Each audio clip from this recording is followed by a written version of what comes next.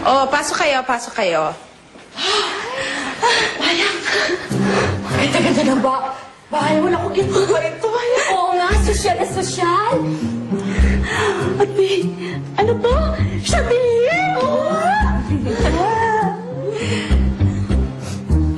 Paano mo nabayaran agad itong bahay na to? Naku, simple lang.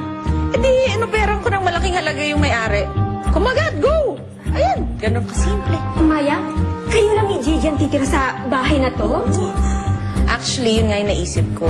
Kami lang talaga ni Gigi. Siyempre. Kaya, naisip ko kayong tatlo. Kaya mo pala kami nibitahan dito. Ano mo sabihin? Ang tirahin mo kami dito. Oo.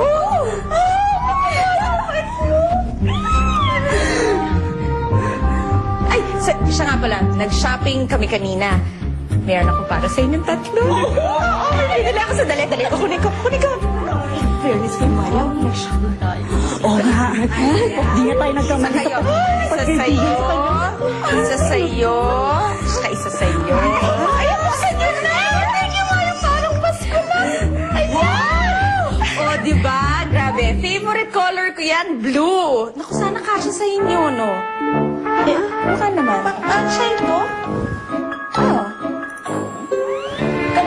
Pansin mo sa amin, Mayang? Mga muchacha, mga alala? Grabe ka naman, Mayang. Kami? Gawin mo lang mga chimi-aaw mo? Itinuri ka pa naman namin kaibigan. Ganito lang pala ang mahihita namin sa'yo. Alam mo, Mayang, mga chismosa kami, oo. Pero may dignidad din kami. Halika na nga. Umalis na tayo sa bahay na to. Tara, sayang naman yung 10,000 kada buwan na sasweldohin ng mga magsusot niyan. Paano kaya yun? 10,000 ba ka mo? 10,000? Ang libre pagkain? Eh, syempre naman. Kaming dalawa nga lang ni Gigi dito eh. Kailan ka nagsisisi? Suotin niyo na bilis. Tingnan natin kung siya. Sige! Dignidad ba na? Ano ka mo? Wala. Pagi na sa amin. Oo, maraming salamat. Ang bait mo talaga, Mayang. Ay, naku! Wala nang ibang kulay ang libro. Bakit hindi ka pa natutulog? Napakatagal na panahon, Carlos. Tagal ko na nasanay na walang katabing matulog. Alam mo, wala ngayon.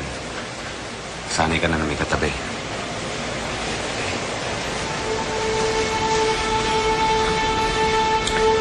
Dahil mula ngayon, hindi ko na kayo iwanan ulit, Adela. Saan na kaya si Lara? Kamusta na kaya sila ni Almiro? Natuloy na kaya yung kasal nila? Bakit kaya wala man lang tayong balita tungkol sa kanila? Ina, imposible ang sinasabi ninyo. Anong kinalaman ni Bawana dito? Walang imposible kay Bawana. Inang Reyna, patay na si Bawana. At nasaksihan namin lahat ang pagkamatay niya. Hindi pa rin tayo nakakasiguro. Alam natin kung gaano kalalim ang paghahangad niya sa'yo at sa kahariang ito. Lahat gagawin niya. Anak, patawarin mo ako, ngunit muli kong pinakilos si Anexi. Anong ibig mo sabihin? Inutusan ko si Anexi na subaybayang muli si Lara. Ginamit ni Anexi ang kanyang mahika para malaman ang bawat kilos ni Lara. Walang kamalay-malay si Lara. Na nalagyan ko ng mahiwagang diamante ang kanyang kasuotan. At sa pamamagitan nito, at sa tulong ng liwanag ng buwan, mapapanood ko ang kanyang ginagawa, saan man siya naroroon.